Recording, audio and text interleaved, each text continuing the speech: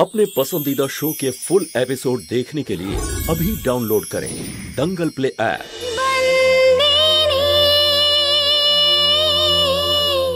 মা, সন্ধ্যাবেলায় তো অনুষ্ঠান আছে, কিন্তু তার আগে আমি একটু পশু চিকিৎসা কেন্দ্র থেকে ঘুরে আসতে চাই। আমার বুড়ি পায়ে ব্যথা পেয়েছে। হ্যাঁ, তো কি হয়েছে? তুই ওখানে ফোন করে দে না, তোর বুড়িকে তোর দাদুর ঘরে পৌঁছে দিয়ে আসবে। আমি ফোন করে দিতাম, কিন্তু বুড়ির যিনি চিকিৎসা করছেন উনি বলেছেন টাকা নেবেন না। উনি আমাকে বলেছেন টাকা দিতে হলে কেন্দ্রে এসে দিয়ে যেতে। তাই আমি ভাবলাম যে এই ভালো কাজটা আমি নিজের হাতেই করব। মা, আমি একটু বেরোচ্ছি। হ্যাঁ। আরে কোথায় যাচ্ছিস বাবা?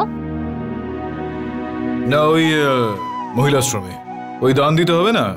সবসময় তো পিনাকি যেত, কিন্তু পিনাকি তো এখন নেই না এখানে, তো আমাকে যেতে হবে আজকে। আর এইবার না মহিলা আশ্রমের সাথে সাথে পশু চিকিৎসার আশ্রম আছে না, ওখানেও দিয়ে দিবি। তার কারণ ব্যাপারটা হলো যে শান্তুর ওই বুড়ি আছে না, আর সন্তু না ওই বুড়ির চিকিৎসা ওই আশ্রমে করিয়েছে, আর ওরা পয়সা নিচ্ছে না, শান্তুর দান করা দিচ্ছে।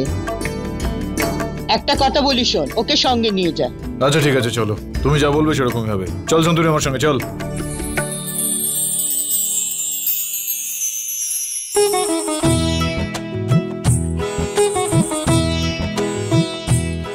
মালিক, বুড়িকে দেখতে পাচ্ছি না, আমি অনামিকা দেবীর সঙ্গে দেখা করে আসছি। ঠিক আছে, যা। আমি একটু ভেতরে গিয়ে ওদের অফিসে এই দানের চেকটা দিয়ে আসি, ঠিক আছে? জয় শ্রীকৃষ্ণ। আমি ধর্মরাজ মাহিয়া বংশী। আপনাকে কে না জানে? বসুন। সবই ভগবানের ইচ্ছে। ওই আমার স্ত্রীর একটা গুরু রয়েছে না, ভুরি, ওর চিকিৎসা আপনাদের এখানে হয়েছিল, তাই ধন্যবাদ জানানোর জন্য আমি আজ এখানে এসেছি। আর হ্যাঁ, এই কিছু মনে করবেন না, আমি এই সামান্য সাহায্য আপনাদের, আমি জানি যে আপনারা চিকিৎসার জন্য কোন রকম টাকা নেন না, কিন্তু এটা অনুদান ভাবতে পারেন আপনাদের কেন্দ্রের জন্য। তাছাড়াও আরো একটা বিষয় রয়েছে, আমার বিয়ে রয়েছে আমার স্ত্রীর সঙ্গে, আপনাদের প্রত্যেকে আসতে হবে। আমন্ত্রণপত্র পৌঁছে যাবে আপনাদের কাছে। আপনার স্ত্রীর সঙ্গে? হ্যাঁ, আসলে আমার স্ত্রীর সঙ্গেই আবারও বিয়ে হবে। আসলে বিষয়টা হলো যে আমার বাড়িতে 5 সন্তান রয়েছে আমার, তো ওদের কথাতেই এসব হচ্ছে। আপনাকে আর কোনো চিন্তা করতে হবে না, 1 সপ্তাহের মধ্যে ওর ঘা একদম সেরে যাবে। আর যদি ঠিক না হয় তাহলে চিকিৎসার জন্য আবার নিয়ে আসবেন। আচ্ছা, এবার আমি আসি, আজ সন্ধ্যাবেলায় মেহেন্দির অনুষ্ঠান আছে। আচ্ছা, আপনাকে অনেক অভিনন্দন, কিন্তু আপনার বাড়িতে উৎসব আর আপনি এখানে? সেই জন্যই তো আমার স্বামীও এসেছেন, উনি ভেতরে গেছেন অনুদান দিতে। আপনার স্বামী? হ্যাঁ, আমার বিয়ে আমার স্বামীর সাথেই হচ্ছে, দ্বিতীয়বার।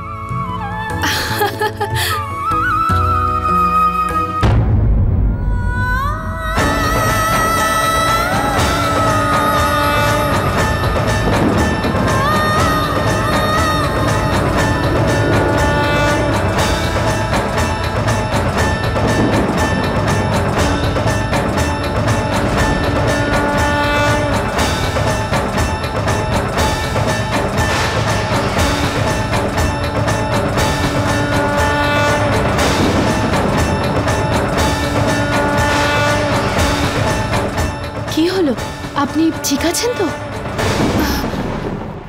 না, কিছু হয়নি। ওনার বয়স তো আপনার থেকে অনেকটাই বেশি মনে হচ্ছে। হ্যাঁ, উনি আমার থেকে বয়সে অনেকটা বড়।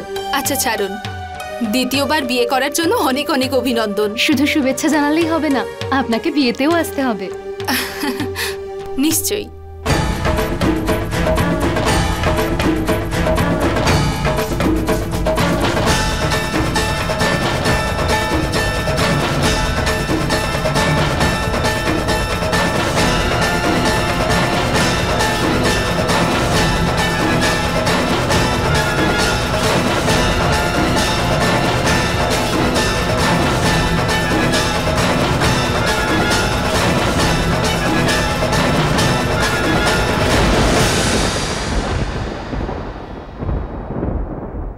কি হলো, কথা হয়ে গেছে তো তোর?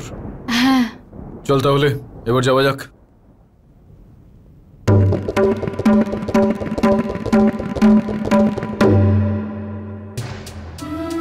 দ্বিতীয়বার একই স্বামী স্ত্রীর বিয়ে, ভালো তো। ভগবান তোমাদের দুজনকে আশীর্বাদ করুন।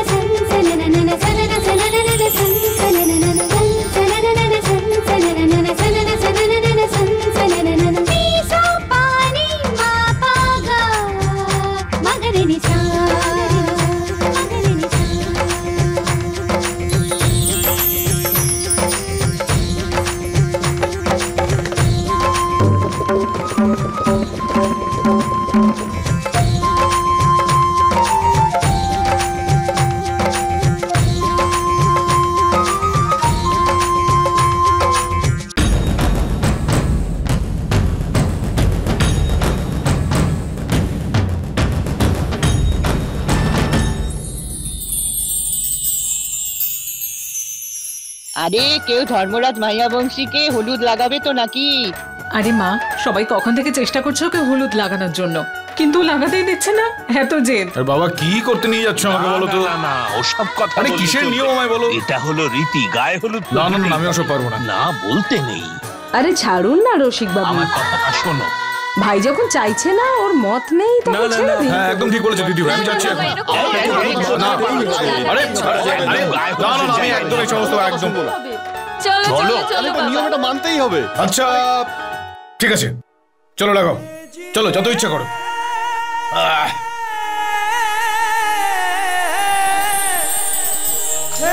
বেঁচে থাক বাবা।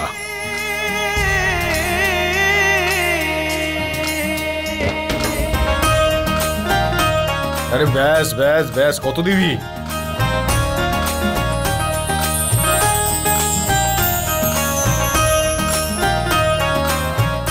এই মেঘনা, আমার পাঞ্জাবি যেন খারাপ না হয়। হ্যাঁ ঠিক আছে ঠিক আছে, একদম ঠিক আছে। কি ওষুধ দিলে এর মধ্যে? জানি না, ডাক্তারবাবু বলেছেন এর মধ্যে অনেক ভিটামিন এ রয়েছে, যাতে ওর মায়ের অসুখ একদম ঠিক হয়ে যাবে।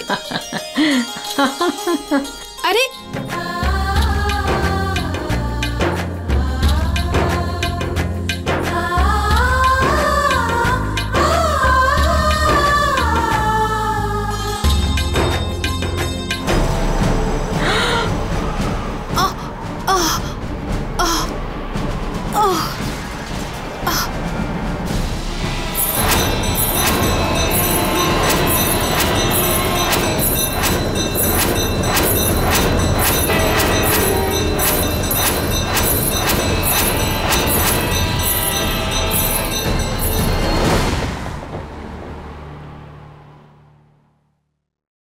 ধর্মরাজ মাহিয়া বংশী।